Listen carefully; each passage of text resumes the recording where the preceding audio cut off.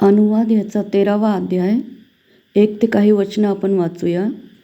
तुमच्यामध्ये एखादा संदेष्टा अथवा स्वप्न पाहणारा प्रगट झाला व त्याने तुम्हाला काही चिन्हे किंवा चमत्कार दाखविलं आणि त्या चिन्हांचा किंवा त्या चमत्काराचा तुम्हाला प्रत्यय आला आणि तुम्हाला अपरिचित असा अन्य देवांना अनुसरून त्यांची सेवा करण्याचे त्याने तुम्हाला सुचविले, तरी त्या संदेष्ट्याचे किंवा त्या स्वप्न पाहणाऱ्यांचे तुम्ही ऐकू नका, कारण तुम्ही आपला देव परमेश्वर याच्यावर संपूर्ण मनाने व संपूर्ण जीवाने प्रीती करता की नाही हे पाहण्यासाठी तुमचा देव परमेश्वर तुमची ही अशी परीक्षा पाहत आहे.